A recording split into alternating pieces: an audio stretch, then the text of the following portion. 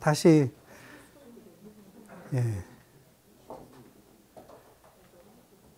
얘기를 시작하도록 하겠습니다. 사실 제가 이제 비트코인이라는 단어를 처음 들었던 시기는 2011년이었던 것 같아요. 2011년도에 컨설팅 회사에 있었는데 거기에 이제 SK텔레콤인지 KT인지 모르겠으나 프로젝트를 하는 과정에서 페이먼트 수단과 관련돼서 다양한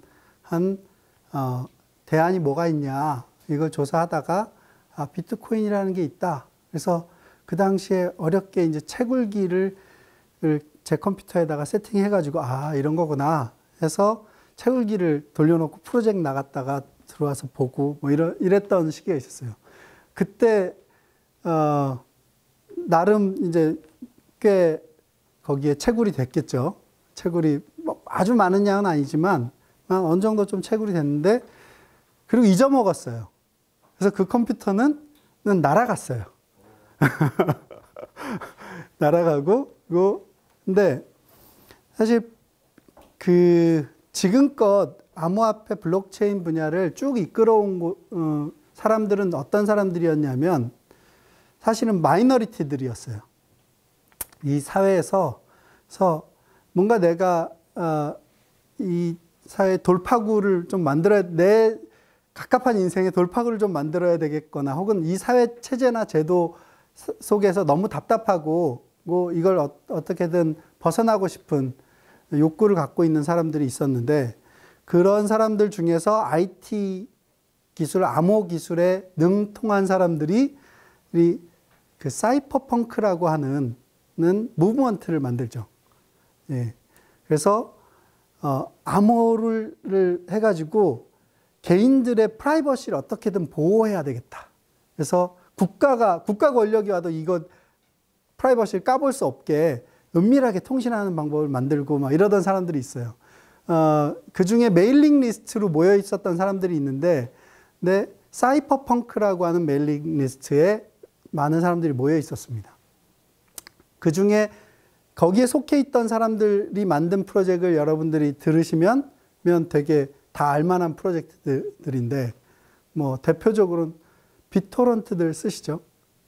예, 비토런트 프로젝트 그 그룹에서 나왔고, 요즘 다크웹 혹은 딥웹이라고 불리는 그런 프로젝트 거기서 나왔고, 비트코인도 대표적으로 거기서 나온 프로젝트 중에 하나예요. 예. 근데 비트코인이 처음 만들었다고 하는 사토시라는 사람의 정체에 대해서는 그 사람은 없어졌다. 예. 어느 정도 한 다음에 사라져버렸다. 이런 얘기까지는 이렇게 이러저러한 곳에서 들어보신 분들이 있을 것 같아요. 근데 그럼 그 마이너리티들은 도대체 이 세상에 어떤 메시지를 던지고 싶었을까? 사실 암호를 하는 사람들이 사이버펑크 그룹에서 목표로 했던 건 분명했어요. 뭐냐면 프라이버시, 개인 간에 이런 어떤 통신을 하고 무슨 얘기를 나누는지 국가도 들여다볼 수 없도록 하겠다라고 하는 거가 메시지 명확했는데, 비트코인 같은 전자화폐는 왜 중요했을까? 예. 전자화폐는 블록체인은 일단 빼놓고요. 전자화폐가 훨씬 더 역사가 오래됐는데 그 그룹 안에서 전자화폐는 이렇게 우리끼리 있는 커뮤니티를 형성했는데 이 안에서 법정화폐를 써갖고 무슨 경제적인 거래를 하게 되면 법정화폐 구간이 다 또 모니터링 되는 구간인 거예요.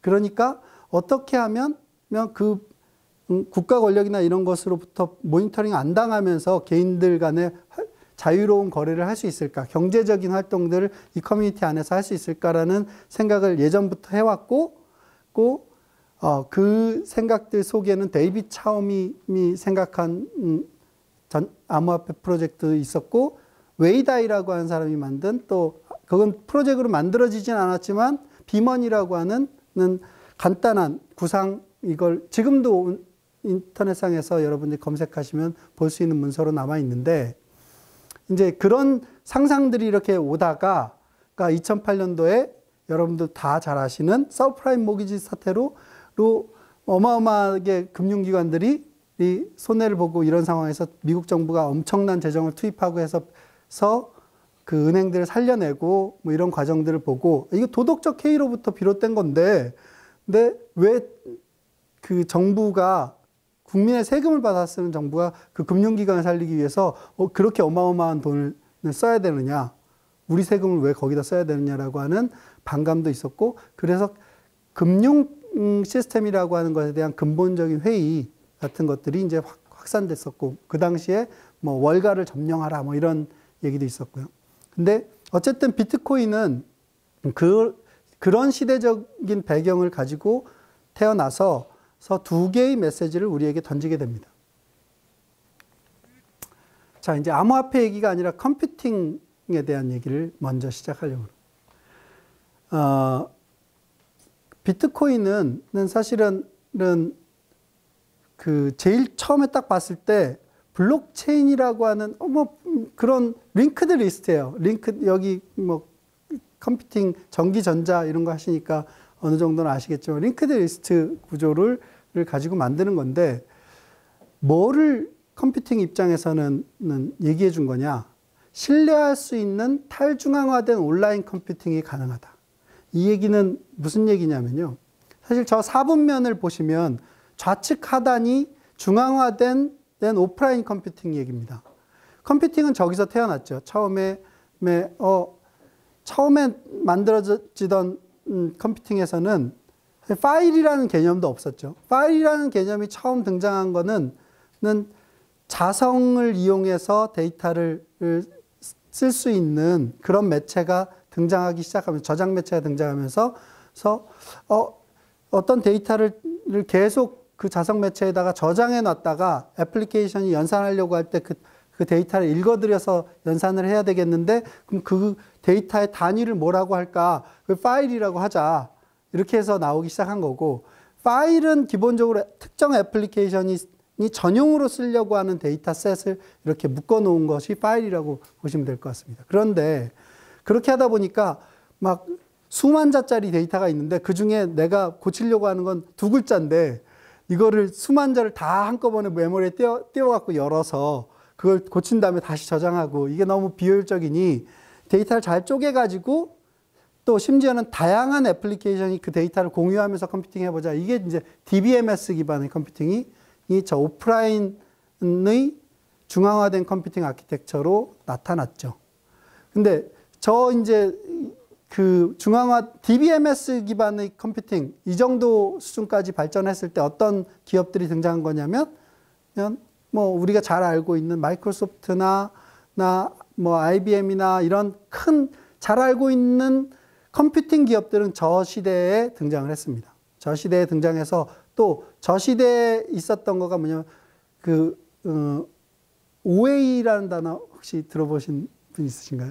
HA, 홈 오토메이션, 오피스 오토메이션. 자동화의 관점으로 컴퓨팅을 봤어요. 그래서 어떤 프로세스들을 자동화하는데 컴퓨팅을 이용해가지고 할 수 있다. 그런 것들로 인해서 생산성의 엄청난 증가를 일으키고, 뭐 글로벌하게 이게 막 그 비행편의 예약 상황 이런 것들을 해야 되는 걸 네트워크로 연결해가지고 뭐 서로 주고받고 하는 컴퓨팅은 다 저 오프라인 중앙화된 컴퓨팅 아키텍처를 기반으로 해서 나왔습니다. 금융권도 마찬가지로 저때 전산화가 됐고요. 그런데 이제 인터넷이라는 게 등장했죠. 인터넷, 이제 좌측의 상단 쪽으로 가면 인터넷이라는 게 등장했을 때 처음에 뭐 웹사이트 이렇게 하고 띄우고 웹서버라는 것도 나오고 개인이 쓸 수 있는 브라우저도 나오고, 물론 그 전에 뭐 웹 말고도 다른 프로토콜들이 인터넷에서 먼저 고퍼니 뭐 이런 것들, 텔넷 이런 것들이 많이 확산됐었지만, 어쨌든 대중적으로 인터넷을 사용자들이 사용하게 된 거는 웹이 나오면서부터입니다. 그런데 웹이 나왔을 때 이제 제일 먼저 핫해졌던 건 어떤 웹사이트에 무슨 정보가 있는지를 찾아주는 디렉토리 서비스라는 게 이제 막 사람들이 거기를 거쳐서 자기가 원하는 걸로 가고 이랬었는데, 그게 점점 양이 많아지다 보니까 그렇게 디렉토리 형태로 정보를 구조화해 가지고는 찾아갈 수 없는 상태까지 많이 늘어나서 이제 검색이라고 하는 애플리케이션이 나타났죠. 온라인 애플리케이션으로. 근데 이 검색은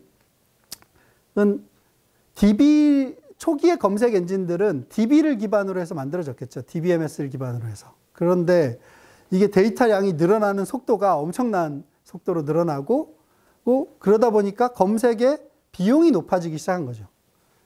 비용이 쭉 높아지는데, 이게 검색을 하기 위해서 인덱싱을 해야 되는데, 문서들을, 인터넷상에 있는 문서들을.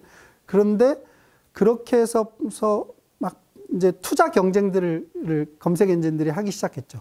그 중에 먼저 치고 나간 게 알타비스타라는 검색 엔진이었는데, 알타비스타는 모 회사가 어디였냐면 컴퓨터 회사였어요. DEC라고 하는, 디지털 이퀴먼트라고 하는 컴퓨터 회사였는데, 그러니까 막 엄청난 컴퓨팅 파워를 공급하면서 검색 엔진을 했습니다. 그래서 앞서 나가고 뭐 이랬는데, 구글이라는 선수가 나와가지고 뭘 했느냐?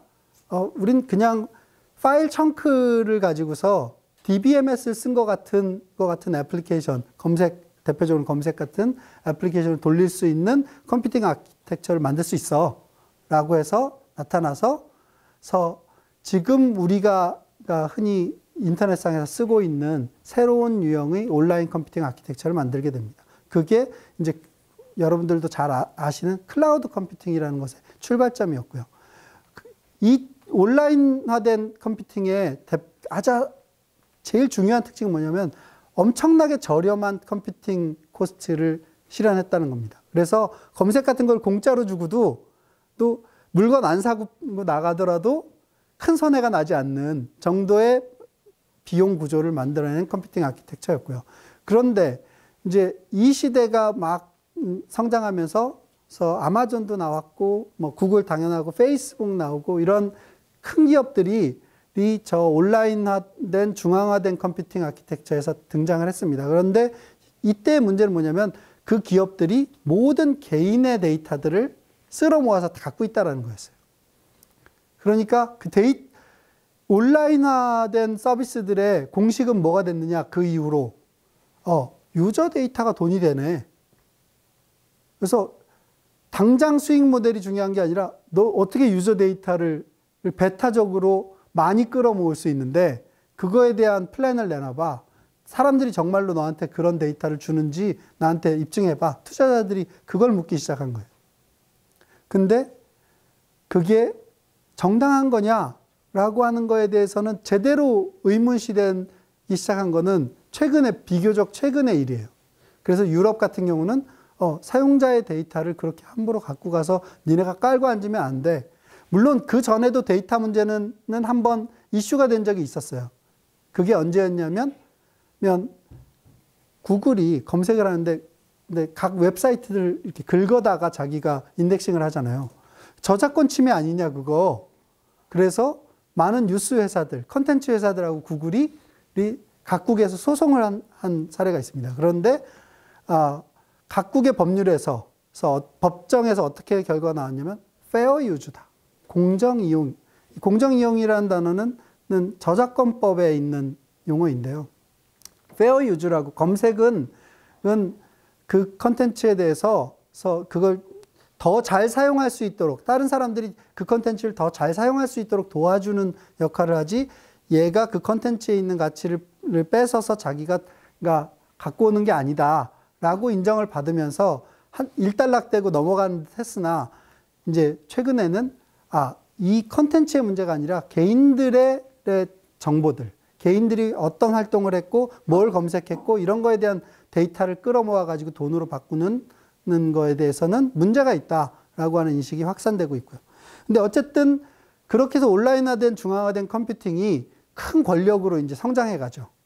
심지어는 국가들도 이 글로벌한 규모의 초국가 기업들, 인터넷 기반의 초국가 기업들하고 그거 검색 결과에 이상한 거 노출되는 거 좀 필터링 좀 해줘. 물론 그게 필터링이 옳은 거냐 뭐 아니냐 하는 거 이전에, 근데 필터링 좀 해줘라고 구글한테 요청을 하는데 구글이 들어주지 않는 국가하고도 맞설 수도 있는 정도 수준의 권력을 갖게 됩니다.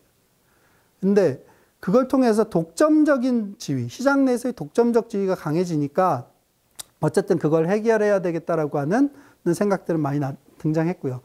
우측에 있는, 우측 상단에 있는 컴퓨팅이 이제 제가 뭐 나름대로 생각한 것은 탈중앙화된 온라인 컴퓨팅, 신뢰할 수 있는 이걸 만들어야 된다라고 하는 무브먼트는 다양하게 진행이 되고 있는데 그 중에 첫 번째 결실이 저는 블록체인이라고 생각을 하고 있습니다. 물론 블록체인 갖고 이거 전체를 다 채울 수 있는 건 그렇지 않고요. 이제 저 구석대기에 데이터를 어떻게 저장할까 정도, 그리고 페이먼트를 어떻게 처리할까, 경제적 가치가 오가는 걸 어떻게 처리할까의 작은 부분이 태어났을 뿐이고요. 그래서 저는 블록체인 프로젝트를 둘로 크게는 나누는데 블록체인 기반의 서비스, 그 다음 암호화폐 서비스. 블록체인 기반 서비스는 뭐하고 비슷하냐면요. 새로 태어난 새로운 기술을 기반으로 해서 성숙한 기술을 기반으로 제공되는 서비스들하고 경쟁하는 거하고 비슷해요. 자, 당장 전통적인 온라인화된 중앙화된 컴퓨팅 영역에 활동하고 있는 구글, 페이스북, 아마존 이런 에어비앤비 이런 큰 회사들이 비용 효율적으로 만들어낸 그런 컴퓨팅 아키텍처를 기반으로 제공할 수 있는 사용자 경험하고 이제 막 몇 개 인스트럭션 셋도 없는 블록체인을 기반해서 제공할 수 있는 서비스하고는 질적으로 많이 차이가 나겠죠. 그렇기 때문에 블록체인 기반의 서비스는 블록체인이 아니면 안 되는 거, 혹은 블록체인으로도 비슷한 수준의 사용자 경험을 제공할 수 있는 거, 예. 혹은 진짜 하고 싶은데 기존의 컴퓨팅으로는 할 방법이 없었는데 어떻게든 블록체인 써보면 될 수 있지 않을까라는 희망을 갖고 도전해보는 거, 이런 종류가 아니면 하면 안 되는 거죠. 예. 이 블록체인이 지금 막 갓 태어난 애고요. 그렇기 때문에 이걸로 모든 게 다 될 거다라는 기대는 버리시는 게 좋습니다. 어쨌든 이 생태계가 만들어지면서 여기에 이제 자금과 인력과 이런 사람들이 들어오기 시작하는데 그 역할을 막 다양하게 수행해 낸 거가 ICO라고 하는 펀딩 메커니즘이었습니다. ICO가 잘 되니까 저기 돈 벌 수 있겠네 하고 막 달려들어서 많은 인력들이 블록체인에 대한 혹은 그 다자간 컴퓨팅, 예, 신뢰할 수 있는 시큐어한 다자간 컴퓨팅 영역에 많은 인력들이 이제 투신을 하게 되고 거기에 기술들이 성숙해 가고 있는 과정이라고 볼 수 있습니다. 그래서 비트코인 첫 번째 메시지는 신뢰할 수 있는 온라인 탈중앙 컴퓨팅이 가능하다. 두 번째 메시지는 온라인 탈중앙 컴퓨팅을 기초로 대안적 화폐 시스템을 만들 수 있다라고 하는 메시지를 던진 겁니다. 여기에서 아마도 교양 시간에 경제학 원론 같은 걸 들으신 분이 있다면 거기에 화폐 승수 이런 단어를 고등학교 때도 사실은 화폐 승수, 지급 준비율 이런 얘기를 들어보셨을 거예요. 그걸 통해서 금융기관들은 실제 본원 통화보다 더 많은 양의 신용 통화를 창출한다라고 하는 얘기를 지나가면서 얼핏 들으신 게 기억이 나실 수 있어요. 현대 화폐 시스템의 핵심은 신용 통화입니다. 본원 통화 중심의 화폐 시스템이 아니고 신용 통화 시스템인데 신용 통화는 어떻게 만들어지는 거냐? 물론 본원 통화를 기준으로 해가지고 금융 서비스나 사적 계약을 통해서 신용 통화 만들어집니다. 간단한 예를 들어보면 제가 이제 출근을 하다가 앞에 있는 편의점 앞을 지나다가 면도를 안 한 걸 알고서 면도기 하나 사려고 보니까 현금이 없는 거예요. 카드도 지갑도 안 갖고 나왔어. 근데 급해서 이 얼굴 아니까 이 면도기 하나 갖고 가고 퇴근할 때 돈 갖다 드릴게요. 이렇게 하면 이제 신용통화 창출된 겁니다. 예. 외상이라고 하는 거죠. 외상 자체가 어떤 화폐를 창출한 거하고 똑같다. 그래서 본원 통화와 어떤 사적 계약이 결합되면 신용통화가 창출되는 겁니다. 근데 개인들은 그런 계약을 하고 그런 거래들을 통해서 신용통화를 창출할 기회가 상대적으로 적고요. 그거 전문으로 하는 금융기관이나 기업들은 신용통화를 창출할 기회가 많아집니다. 지금은 그런 거래 가능이 없어졌지만 한국에서 흔히 기업이 이제 자기 하청업체한테 대금을 지급할 때 어음이라는 거를 사용했던 기간이 예전에 IMF 이전에는 꽤 있었는데, 근데 3개월짜리 어음, 그러니까 쉽게 보면 3개월 후에 줄게 라고 약속해 주는 겁니다. 예. 근데 그동안에 만약에 100억 원짜리 3개월짜리 어음을 끊었다. 그럼 3개월 동안 100억 원을 찍어낸 겁니다. 그 회사가. 그거하고 똑같은 효과를 갖고 있고요. 어쨌든 이 신용통화 시스템은 중앙화된 금융기관에 의해서 주로는 법률 이런 것들에 의해서 지배되는 시스템이었는데 비트코인은 그런 법률이나 금융기관의 개입 없이도 개인들이 화폐 시스템을 대체할 수 있는 대안을 만들 수 있다라고 주장을 한 거예요. 어떻게? 전자화된 본원통화와 온라인화된 계약을 결합시키면 신용통화의 기능성을 상당 부분 대체할 수 있을 것이다 라고 기대를 한 거죠. 그런데 실제로는 어땠냐? 실제로는 기껏해야 송금이나 이제 되는 수준에 지나지 않았고, 화폐적인 측면에서 보면 이더리움이라는 프로젝트는 컴퓨팅 측면에서는 이더리움 프로젝트는 블록체인을 범용 컴퓨팅에 쓸 수 있도록 만드는 확장을 한 프로젝트로서 의미도 있지만, 화폐적 측면에서 보자면 전자화된 본원통화와 좀 복잡한 계약을 결합시킬 수 있는, 복잡한 온라인화된 계약을 결합시킬 수 있는 가능성을 열어주었어요. 그래서 전자화된 본원통화와 복잡한 계약을 결합시키면 신용통화 만들어지는 거 아니야? 훨씬 더 현대 신용통화의 기능성을 많이 대체할 수 있는 가능성을 열었다라고 볼 수 있는데, 정말로 저렇게 많이 대체할 수 있었냐? 그렇지는 않습니다.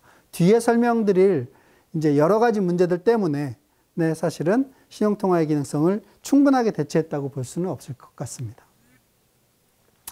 자, 이제 크립토 이코노미 엔지니어링이라고 하는 걸 말씀드리기 전에 앞서서 제가 두 가지 얘기를 드렸죠.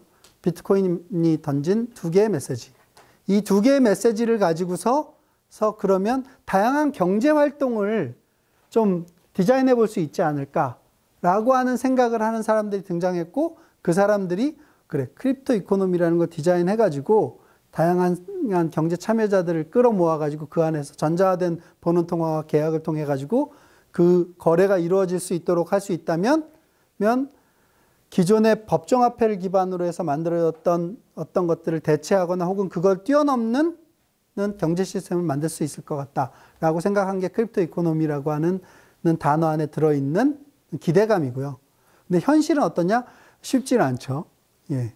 근데 그 쉽지 않은 것을 제가 어떤 걸 주로 하는 사람이냐 이렇게 말씀하셨는데, 저는 크립토 이코노미 엔지니어링을 하는 사람입니다. 크립토 이코노미 엔지니어링이라고 하는 건 정말로 엔지니어링이에요. 이렇게 만들었다, 그러니까 이렇게 해보고서 시뮬레이션 해보고서 안 되면 좀 고쳐보고 이렇게 저렇게 고쳐보고 여기서 이거 하나 빼보고 이거 집어넣어보고 뭐 이렇게 하는 일들을 하는 거예요. 아주 체계화돼서 과학적 방법론처럼 이렇게 시작해갖고 이렇게 끝내면 정확하게 결과가 나온다라고 하는 방법론은 존재하지는 않습니다. 그건 건축도 비슷하죠. 건축도 어떤 하나의 방법론이 있어서 이렇게 지으면 무조건 사람들이 만족하는 건물을 지을 수 있어. 이런 방법론은 존재하지 않습니다. 요렇게도 해보고 저렇게도 해봤더니 사람들이 이걸 좋아하더라. 이런 영역도 있고, 이렇게 기둥을 받고 이렇게 해보니까 더 안전하더라. 튼튼한 구조가 나오더라. 이런 재료를 써보니까 더 좋더라. 뭐 이런 것들이 경험이 쌓여서 만들어진 엔지니어링 영역이고요. 그거하고 비슷하게 크립토 이코노미도 현재는 크립토 이코노미 엔지니어링이라고 볼 수 있습니다. 사실 이코노미와 엔지니어링이라는 단어는 잘 어울리진 않죠. 사실 이코노미는 이코노믹스라고 하는 학문이 있죠. 경제학자들은 이코노믹스를 하는데, 이코노믹스의 경제학자들의 제일 큰 핸디캡이 뭐냐면 실험을 해볼 수 없다라는 거예요. 근데 크립토 이코노미에서는 실험을 해볼 수가 있습니다. 물론 실험을 하고서 사기꾼이라고 욕을 들어먹을 수도 있겠지만, 근데 어쨌든 크립토 이코노미를 디자인한 설계를 하고, 크립토 이코노미스트가 주로 하는 일이 설계이긴 하지만 그것 말고도 하는 일은 많이 있습니다. 이걸 설계해가지고 개발자들이 구현할 수 있도록 그 설계의 규격을 개발 가능한 아웃풋으로 내줘야 되고요. 그리고 그 UX, 서비스는 서비스 쓰는 사람이 쾌적하게 쓸 수 있어야 되잖아요. 어떤 UX를 제공하려고 보니까 이 설계 안에서 어떤 요소가 UX를 깔끔하게 만들어주는데 되게 안 좋은 영향을 주네. 우리가 그런 경험 있지 않나요? 액티브 X 뭐 이거 쓰다 보니까 사용자 경험이 안 좋아지고 막 이런 것처럼 안에 어떤 지불 수단을 어떻게 쓰느냐에 따라서 사용자 경험에 상당한 영향을 주거든요. 아까 제가 전자지갑, 암호화폐 지갑 하나 만들어 보면 막 시험도 본다고 말씀드렸다시피 그런 사용자 경험을 안 좋게 만드는 요소들을 안고 있는데 그걸 어떻게 하면 좋게 만들 수 있을까에 대한 것도 사실 UI, UX 기획하고 구현하는 사람들하고도 얘기를 많이 하게 되고요. 그 다음에 이제 투자자들하고도 크립토 이코노미스트 때는 얘기를 많이 하게 됩니다. 야, 내가 이거 토큰을 얼마 주고 샀는데 이게 토큰이 어떤 상황이 돼야 이거 가치가 높아진다는 얘기야? 나한테 알아듣게 설명 좀 해봐. 그러면 그때 이제 개발자들이 나가서 설명할 수는 없으니까 크립토 이코노미스트가 나가서 설명하는 거고요. 그리고 실제로 이 이코노미가 이제 만들어져서 성숙돼가는 과정에서 어떤 요소들이 풍부하게 공급돼야만 이게 잘 돌아갈 건지를 시뮬레이션 하기도 합니다. 이런 역할들을 하는 거고요. 그럼 뭐가 크립토 이코노미냐라는 거에 대해서 여러분들께 이제 이 그림 하나면 사실 크립토 이코노미의 정의에 대해서는 다 얘기한 거예요. 이 그림은 뭐냐면 왼쪽에는 컨트리뷰터들 역할을 하는, 그러니까 기여자 역할을 하는 액터가 쫙 있고요. 그 컨트리뷰터들이 어떤 이코노미 안에 필요한 가치를 만드는 데 사용되는 기여들을 하게 되면 그 기여에 대해서 어떤 보상을 해줘야 되죠. 그 기여를 측정도 해줘야 되고 어느 정도 양의 기여를 한 건지 측정도 하고 보상도 해주고 그리고 그걸 잘 이코노미 시스템을 통해 가지고 결합시켜서 어떤 가치를 사용하려고 하는 사람들한테 사용할 수 있는 형태의 가치로 패키징 되는 과정들이 이제 중간에 있고요. 그 가치를 사용하려고 하는 사람들은 뭔가 돈 내고서 써야 되겠죠. 대가를 지불하고. 대가를 지불하는 방식이 뭐냐? 결국은 어떤 토큰에 대한 디맨드, 수요를 일으켜서 토큰 사가지고 주면 되잖아요. 그러니까 이 사람들은 토큰에 대한 디맨드를 일으키고 저쪽 기여한 사람들은 그 토큰으로 보상을 받는 사람들입니다. 그럼 그거를 토큰을 가지고 보상해주는 규칙을 누가 갖고 있는 거냐? 블록체인이 갖고 있는 겁니다. 아무도 바꿀 수 없는 규칙으로 블록체인이 갖고 있다고 생각하시면 됩니다. 예. 나중에 뒤에 가면 이제 좀 그것도 바꿀 수 있다라고 제가 말 바꾸기를 할 건데요. 일단은 이렇게 아시고 계시면 그러려면 뭐가 돼야 되느냐? 그 기여한 것에 대해서 인센티브가 나간다라는 건 결국은 그 기여에 어떤 가치가 있는지를 밸류를 캡처하는 활동들이 있는 거고요. 이게 네가 기여한 이게 어느 정도의 가치가 있네. 흔적도 남겨놔야 되죠. 이 사람이 정말로 이런 기여를 한 거에 대해서 인센티브가 나간 거야. 뭐 블록에 기록할 수도 있고 다양한 형태가 있을 거고요. 예. 그 밸류가 캡처된 것을 가능하면 토큰이나 에셋으로 또 그 이코노미 안에서 인식시킬 수 있으면 좋습니다. 예를 들면 지식이라고 하는 건 가치가 있죠. 근데 이 지식이라고 하는 걸 어떤 경제적 가치로 만들려고 하면 어떻게 해야 되나요? 이렇게 저처럼 영상을 찍으면서 뭔가 남겨서 이걸 돈 받고 팔든가 아니면 책을 써가지고 어떤 가치를 매개체에다 담아야 되죠. 예. 그런데 블록체인은 그런 가치를 그 사람이 기여한 흔적을 평가한 대로 곧바로 토큰이라고 하는 형태로 캡처해낸다. 이렇게 생각하시면 정확하게 이해가 되실지는 모르겠으나 일단은 그 정도의 얘기로 그래서 그와 관련된 모든 규칙이나 또 거기에 필요한 토큰이나 이런 것들을 공급하는 역할을 블록체인이 갖고서 그 경제 참여자들에게 인센티브를 제공하기도 하고 뭐 비용을 내게 하기도 하고 하면서 그 경제 시스템이 돌아갈 수 있도록 만들어져서 만들어져 있는 것 그것이 크립토 이코노미라고 보시면 될 것 같습니다. 이 얘기는 크립토 이코노미는 특정한 가치를 만들어내기 위한 것이다 라는 밑바닥이 있는 거예요.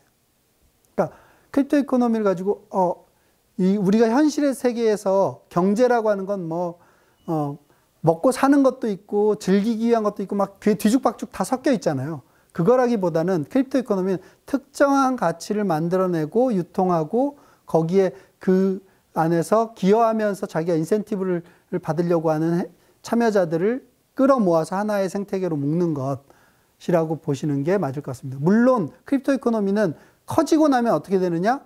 보편성이 점점 증가하죠. 이 토큰을 갖고 있는 사람이 많아졌다. 그러면 비트코인은 처음에 송금을 위해서 만들어졌는데 이걸 갖고 있는 사람이 점점 많아지면 동네 가게에서도 나 비트코인 받을래 이러면 그 용도가 확장되는 거죠.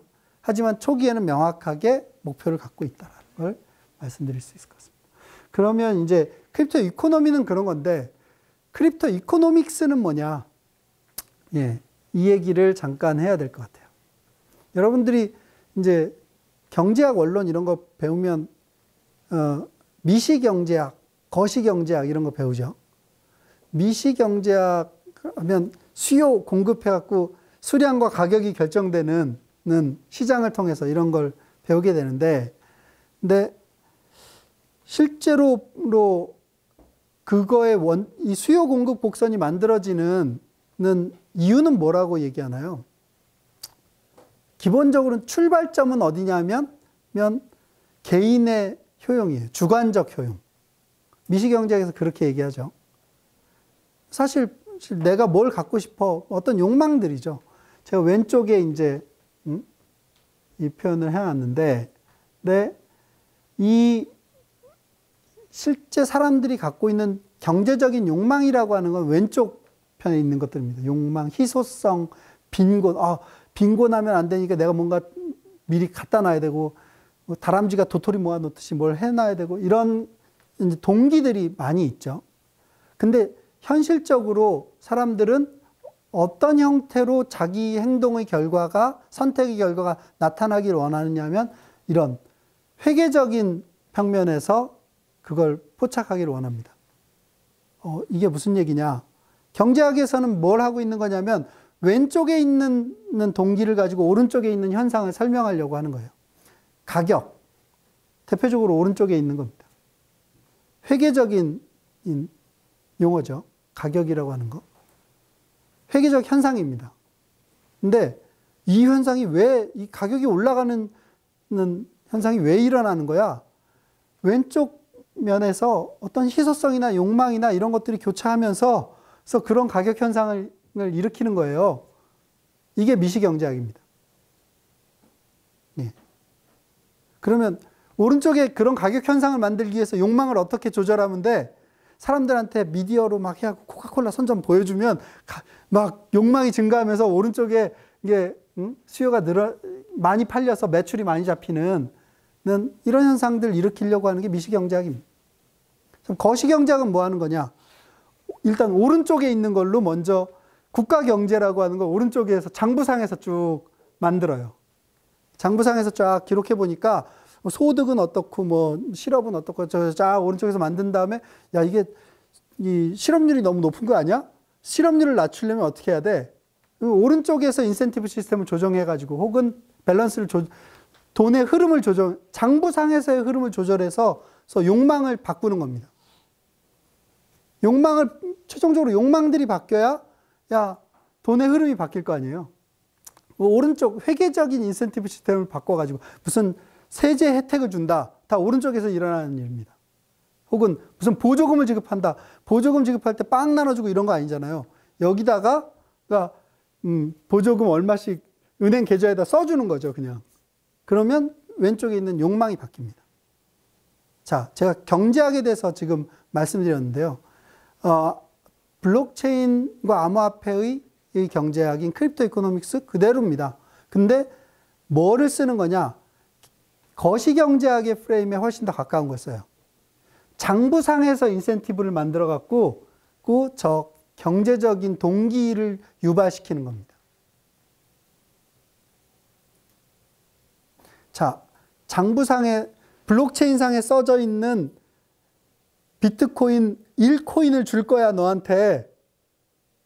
그러니까 네가 컴퓨터 좋은 걸 가져다가 채굴로드를 만들어 라고 규칙을 딱 정해놨어요. 장부상의 규칙을. 회계 규칙하고 똑같아요. 그랬더니 사람들이 정말로 자기가 돈 내갖고 세운 상가 가서 컴퓨터 사다가 그러니까 거기다가 물리고서 그 프로그램 깔고 이렇게 하는 거죠. 뭐가 생각나요? 파블로프 개. 정을 흔들면 밥 주는구나.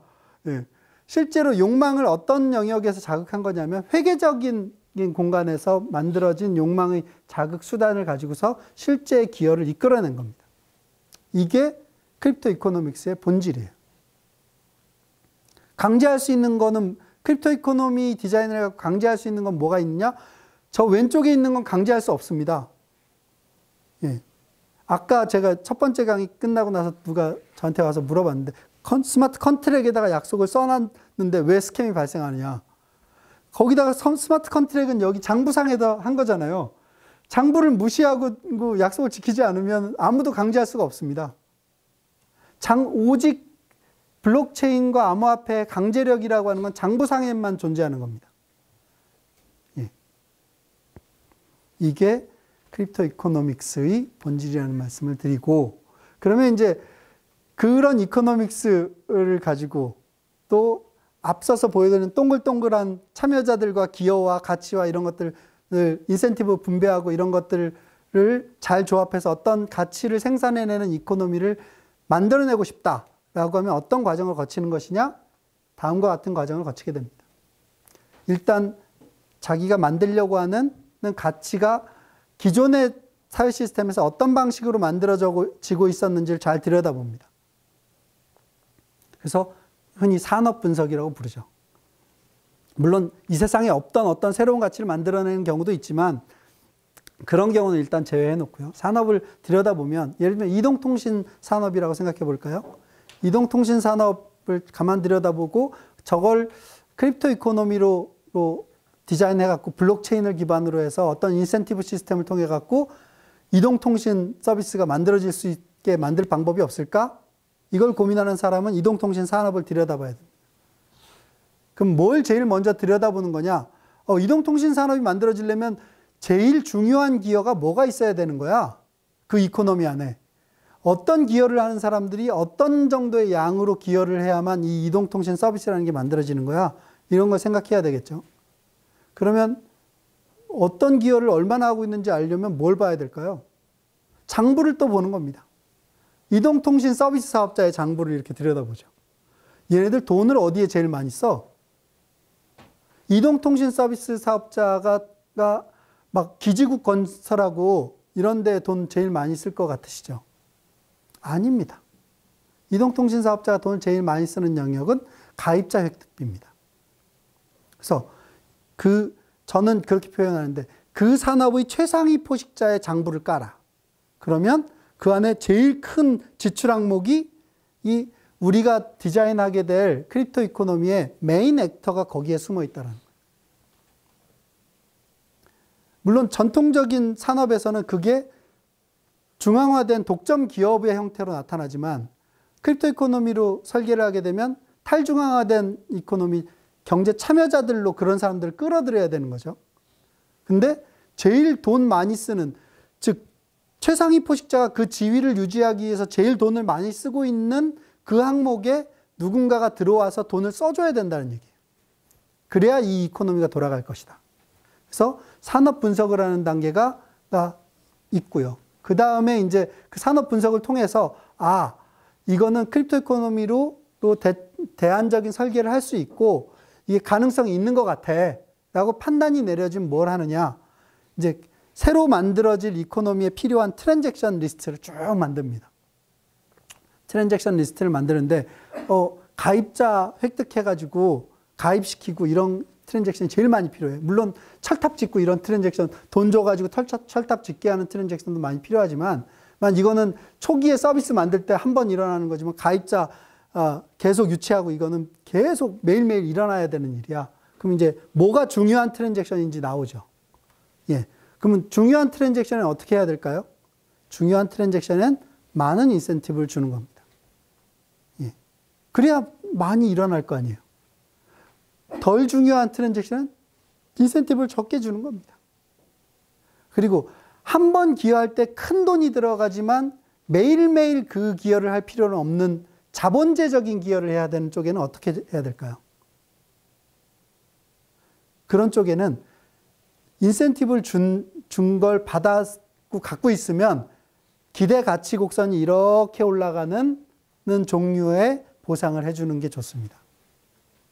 하지만 매일매일 아침에 밥해 먹이고 점심에 밥해 먹이고 저녁 때 밥해 먹여야 된다. 이런 기여를 해야 될 사람이 그 이코노미 안에 필요하다. 그럼 이 사람은 어떻게 보상을 해줘야 되냐면 오늘 아침 해 먹이고서 보상받은 걸 가지고 점심 전에 시장 가서 이거 갖고 다시 재료 사다가 점심 할 수 있는 이런 종류의 보상이 필요합니다.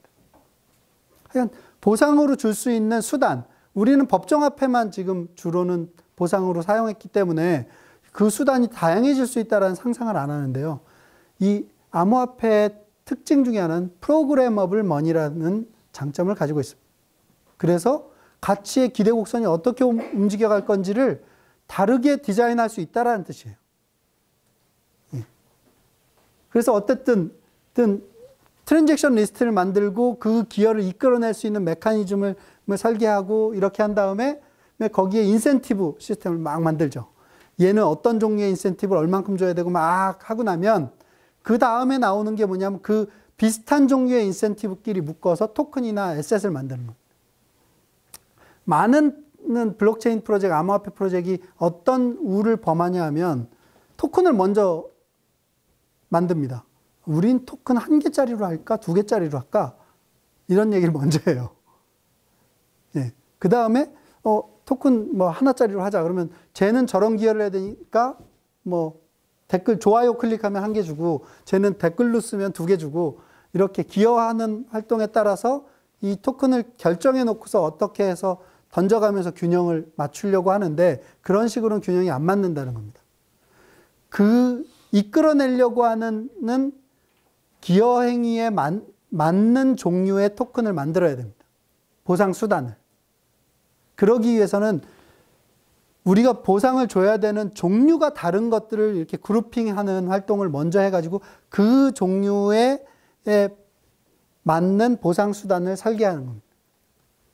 그래서 1개가 될 수도 있고 2개가 될 수도 있고 3개가 될 수도 있고 5개가 될 수도 있어요. 다만 너무 종류가 많아지면 인지적으로 복잡해지기 때문에 이걸 가능한 비슷한 것끼리 묶어서 1개, 2개, 3개 이 정도를 벗어나지 않도록 하는 것뿐이지 실제로 필요한 종류가 다른 보상의 개수는 되게 많을 수도 있습니다. 그렇게 해서 만약에 이제 에셋하고 모니터리 시스템들이 나오게 되면 그 다음에는 풀어야 되는 문제가 뭐냐면 화폐와 자산 간의 균형을 맞추는 일입니다. 자, 여러분들이 인플레이션이라는 용어를 들어보셨죠? 인플레이션은 왜 생기나요? 통화 공급 과잉으로 인해서 생긴다. 이런 얘기를 들어보셨을 겁니다. 전자화된 암호화폐는 통화 공급 과잉이 일어나는 메커니즘이 여러 가지가 있을 수 있습니다. 정말로 암호화폐를 많이 찍어갖고 내보내도 통화 공급 과잉이 나지만 적은 양의 암호화폐를 가지고도 전자화된 통화를 갖고도 유통 속도를 어마어마하게 빨리 돌게 하면 통화 공급 과잉 금세 만들 수 있습니다. 그러면 화폐와 자산 간의 균형을 만들려면 어떻게 해야 될까요? 통화의 유통 속도를 조절해야 됩니다. 통화의 유통 속도를 조절해야 기여해서 만들어진 자산 이런 거는 어떤 기여가 쌓여서 만들어진 자산 이거는 단시간에 확 증가할 수 없잖아요. 근데 통화는 빠르게 돌아가기만 해도 통화 공급 과잉이 날 수 있으니까 통화는 어떻게 해야 되느냐? 속도를 늦춰서 통화량하고 자산의 양이 균형을 이루도록 해줘야 됩니다. 그거를 실제로 시뮬레이션을 해봐야 되고요. 그러면 통화 속도를 이게 빛의 속도로 가는 쏴지 전송되는, 물론 비트코인의 경우는 블록 하나 생성 타임인 10분을 6번 정도 블록을 만들어야 파이널라이즈가 되는데요. 송금이라고 하는 게 이더리움 같은 경우 그보다는 짧지만 그런 거가 있기는 하지만 어떻게 이 유통 속도를 컨트롤하느냐? 유통 속도를 컨트롤하는 방법이 있습니다. 어떻게 하면 될까요? 네가 오래 갖고 있으면 너한테 인센티브 줄게 라고 하는 인센티브 시스템을 만드는 겁니다. 당신이 이 토큰을 오래 갖고 있으면 갖고 있을수록 이 경제 시스템에 기여하는 거니까 그러니까 인센티브를 줄게요. 이렇게 해서 만들어진 이런 종류의 인센티브 시스템 여러분들이 혹시 스팀이라는 거 들어보셨나요? 스팀잇 써보신 분 있어요? 스팀잇. 교수님은 써보셨고. 스팀잇 들어보시긴 하셨나요? 글 쓰면 보상 준다라고 암호화폐로 보상 준다는 블로깅 시스템인데 거기에 초기에 뭐가 있었냐면 이자를 주는 예금이라는 게 있었습니다. 예금, 이자 어떻게 줬는지 아세요? 거기다가 자기가 갖고 있는 암호화폐 스팀이라고 하는 암호화폐를 넣어놓으면 발권을 해서 이자를 줬어요. 엄밀한 의미의 이자는 아니죠. 그거는 우리가 흔히 알고 있는, 제가 교수님한테 예를 들면 100만 원 빌려드렸는데 월 이자율 1%로 빌려드리면 교수님이 잘 썼다고 그 대가로 주는 이자가 아니고, 보유하고 어디다가 넣어놓고 안 쓸래, 안 쓰는 걸 커밋먼트 하면은 얼마 더 줄게라고 하는 인센티브 시스템이었던 겁니다. 근데 그거 용어를 이자라고 했어요. 자, 이런 방식도 있고 또 하나 있습니다. 거기 스팀잇이라고 하는 서비스에는 보팅을 하는 게 있었거든요. 거기에 스팀이라는 암호화폐를 집어넣어 놓으면 거기에 보팅 파워가 생기는 스팀 파워라고 하는 게 있었어요. 그것도 대표적으로 화폐 유통 속도 컨트롤하기 위해서 만든, 물론 다른 용도도 있지만, 보팅 파워라고 하는 용도도 있었지만 화폐 유통 속도를 컨트롤하기 위해 만든 크립토 애셋이었습니다. 그렇게 해서 화폐와 자산 간의 균형을 잘 만드는 숫자들을 찾아내야 됩니다. 그게 이런 과정들을 통해서 한번 쭉 가면은 그러면 디자인이 끝난 거냐? 그렇지는 않습니다. 쭉 가고 나서 끝까지 가고 나면 저 앞에 뭐가 잘못된 것 같아. 그때서야 이제 보이기 시작하죠. 왜냐하면 대표적으로 시뮬레이션 하다 보면 보여요. 양적 시뮬레이션 하다 보면 이상한 상태에 빠져요. 대표적으로 양적 시뮬레이션 하면서 고려해야 되는 요소 중에 하나는 뭐냐면 외환시장 공격입니다. 혹시 조지 소로스라는 이름 들어보셨나요? 조지 소로스는 어떻게 해서 유명해졌냐면 영국 파운드화를 외환시장에서 공격해가지고 왕창 돈을 버는 사례 때문에 유명해졌어요. 영국의 중앙은행 영란은행인데, 영란은행이 계속 자기 파운드화 환율을 방어하다가 결국은 포기했어요. 그래서 조지 소로스가 돈 엄청 벌었죠. 자, 여기서 만들어지는 크립토 이코노미 시스템은 하나의 국가하고 비슷합니다.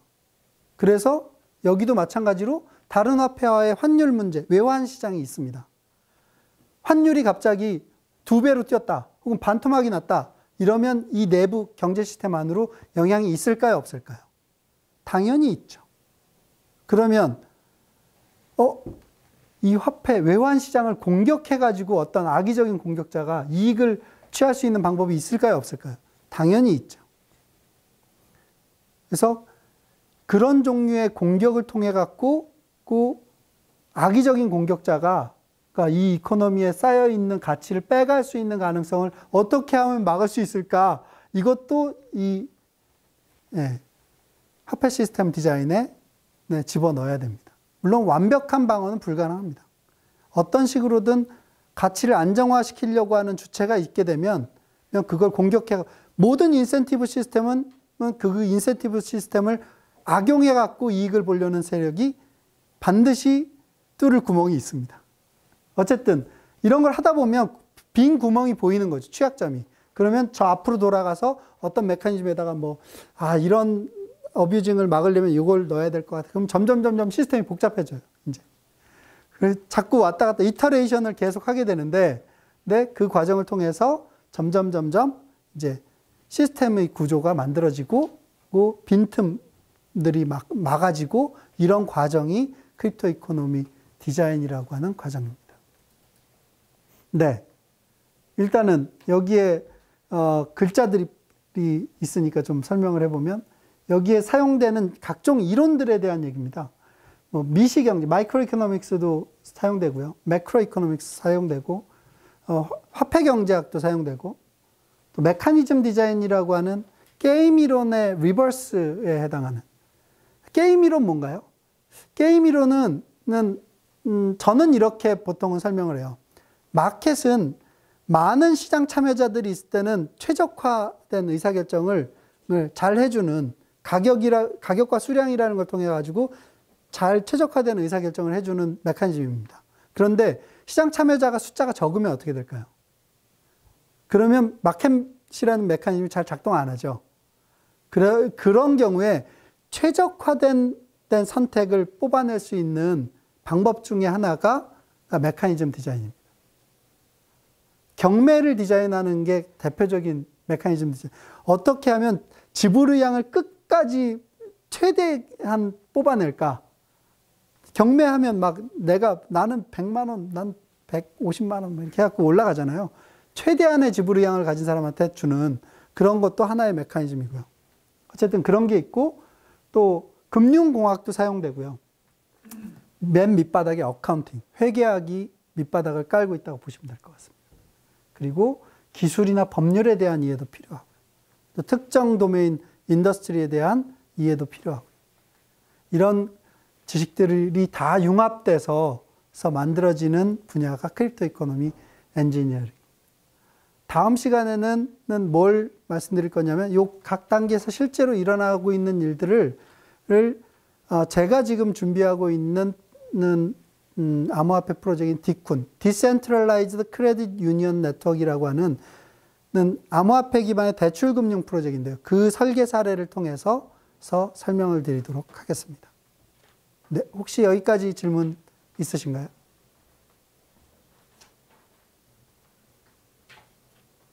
네.